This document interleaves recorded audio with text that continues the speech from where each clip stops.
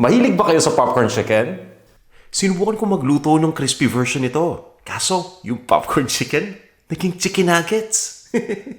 Pero okay yung resulta, crispy. Yung ibang chicken nuggets, nilagyan ko ng sticky sauce. Ang sarap! Ipapakita ko sa inyo kung paano ko ito ginawa. Meron ako ditong chicken breast fillet. Nahiwa ko na to into serving pieces. Asin. Ang gamit ko dito ay yung iodized salt ng pinong-pino.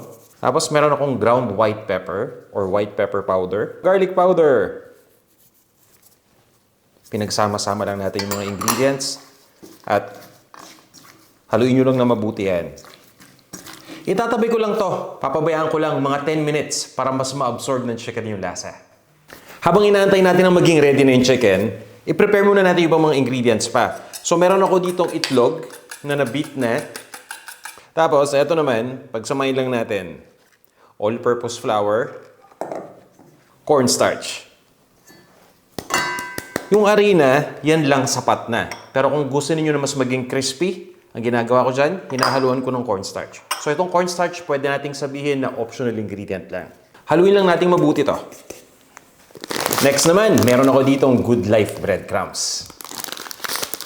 Ang gamit ko dito, yung 230 gram na pack. Ililipat ko lang muna. Ngayon, ready na yung chicken natin. So, pwede na natin itong i-coat. Pero para maging okay yung resulta, dapat yung sequence na gagawin ko yung gagayahin nyo. Kunin ko tong mixture ng all-purpose flour at ng cornstarch. Kukuha muna tayo ng konting chicken dito. Yan ilagay nyo lang. Itong flour mixture kasi ay nakakatulong para mas kumapit mabuti yung beaten egg sa chicken. I-dip muna natin itong isang peraso sa beaten egg. At pagkatapos nga yan, dito, diretso na natin sa ating Good Life breadcrumbs. So, ang tawag dito ay Japanese breadcrumbs. Feel free na mag-apply ng konting pressure. Pressure rin ninyo para dumikit, okay? So, ganyan lang yan. Sabay-sabay na muna natin to. And then, ganun ulit, gagawin natin by batch. Okay na muna to. Shake lang natin. O, diba? Ito yung kakaiba sa regular na popcorn chicken. Kasi yung popcorn chicken, hindi gumagamit ng Japanese breadcrumbs yun. Yan, okay na. Actually, pwede ding maging chicken nuggets ang tawag dito kasi malalaki yung hiwa ko So, bahala na kayo kung anong gusto nyo itawag Ang okay ba dito, kahit hindi nyo nagawin yung sauce na ipapakita ko sa inyo later, okay lang. At least meron na kayong crispy na popcorn chicken or chicken nuggets. Di ba? May paper towel ako. Ilalagay ko lang dito sa paglalagyan natin ng naprito na. So ngayon, ito, nagpapainit lang ako ng mantika. So enough oil lang yan. Mas maganda kasi yung tipong parang nadi-deep fry natin. So sample natin. Kumuha ko ng breadcrumbs, Ayan, nahulog na siya. So kapag hindi pa nagwawala, ibig sabihin hindi pa siya masyadong mainit. Ilalagay na natin isa-isa yung ating chicken nuggets, Chicken nuggets. Tapos iprito na natin. Gusto natin dito maging golden brown. Naka-high heat ako ngayon kasi kapag pinagsama-sama natin yung pagprito ng chicken at once, kagaya ng ginagawa ko, yung temperature ng mantika, biglang bababa yan. Yung tipong mabibigla talaga. Yung mangyayari nun, kakapit yung mantika ngayon dito sa ating breading. So, mas magiging mamantika yung niluluto natin. So, makikita nyo naman kapag golden brown na. Tapos yan, kaya ako siya hininaan sa medium para nung sa ganon, tamang-tama yung pagkakaluto ng chicken. Kaya nyo makikita nyo, diba? Golden brown ang ilalim na part. So, that's good. Okay na to. Ilalagay lang muna natin yan dito.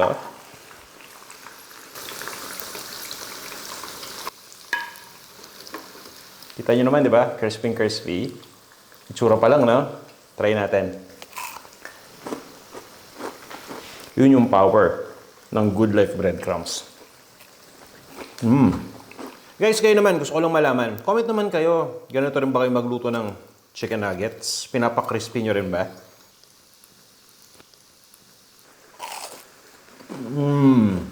Ito yung gusto ko pag may panko breadcrumbs. Ay, eto pa. Iko-compare natin dahil sadya may tinira ako. Yan, walang breadcrumbs yan Walang Good Life breadcrumbs yan. Titingnan natin kung ano mas okay dito sa dalawa. Guys, at this point, ito na yung last batch natin. Kita nyo naman, golden brown at crispy. Ito yung walang Good Life breadcrumbs, walang panko breadcrumbs. So, yan. So yan, eto na yung naging resulta ng pagprito. Yan As in, talagang brinown ko siya para makita natin. So yan, crispy rin yan dahil may cornstarch. So eto na, naluto na natin pareho. Itong ating crispy chicken nugget. Dating chicken popcorn, naging chicken nugget. At eto nga, yung walang gamit na Japanese breadcrumb. So gusto ko lang side-by-side comparison. Pero bago ang lahat, gusto kong malaman ninyo na ready na ako. Bagong saing. Comparison muna tayo. Ito yung regular. Okay yung lasa, pareho, syempre. Yung texture, crispy. Ito naman. Kunin natin yung mukhang hindi pinaka-crispy. Kayo na umusga.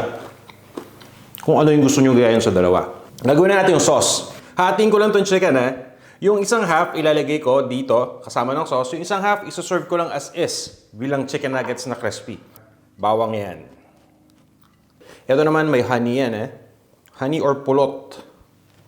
Yun yung Tagalog ng honey. Ito yung tinatawag na sticky sauce. So, manamis-namis ito, pero babalansahin natin mamaya. At speaking of matamis, meron yung asukal na pula, brown sugar. Hanggang ngayon, hindi ko pa rin alam kung bakit asukal na pula. Then, meron tayong sweet chili sauce. Okay, ito yung mga nabibili ninyo sa mga grocery na nakabote na, yung sweet chili sauce. Ketchup. Ang gamit ko dito, tomato ketchup. So, hindi yan banana. Tomato ketchup yan, parang maasim-asim. Ang kailangan kasi natin dito, since matamis yung mga ingredient, karamihan, kailangan natin dito medyo may konting asim. So, yan. At para malinaw, wala pang apoy. Hindi pa natin ito niluluto. Pinagsasama-sama pa lang natin. Vinegar. Ang gamit ko, yung tinatawag na rice wine vinegar. Pero pwede kayong gumamit dito ng regular na sukang puti. Meron din yung toyo. So yan. Yan lahat ng ingredients ng sauce. Okay? Hinahalo ko lang mabuti yan. Okay. Eto na siya. Pabayaan muna natin na kumulo yan. Kinuha ko nga pala ibang mga ingredients na kailangan pa natin dito. Meron tayo ditong roasted na sesame seeds, tapos dahon ng sibuyas. At chinap ko na. Lalagay lang tayo dito ng Good Life sesame oil.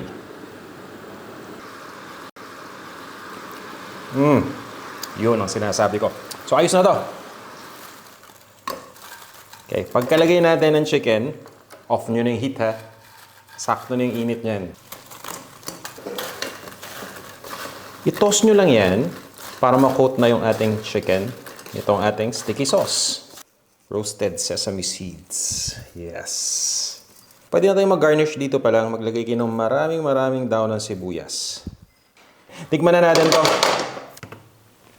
Yan. Naman. Mainit yung rice. Ako pasok. Ngayon, ilalagay na natin sa taas ng rice to. Diba? Tunog pa lang, crispy Ay, naman. Ayos na. Alam nyo guys, sa sobrang lagkit nito, alam nyo na hindi siya tinawag na sticky crispy chicken just for nothing. Maging galante kaya sa dahon ng sibuyas. Ayos na ayos yan. So guys, ito na yung ating pangalawang option. Kung ayaw ninyo ng chicken nuggets na sobrang crispy at plain, ang tawag dito, sticky crispy chicken nuggets. Papatunayan ko sa inyo na crispy pa rin to. Kahit na meron ng sauce. Okay? Here it goes. Narinig nyo naman siguro, Sarap. Guys, subukan nyo itong ating recipe gamit ang Good Life breadcrumbs para naman maging sobrang crispy yung inyong chicken nuggets to the max. Tara! Kain na tayo!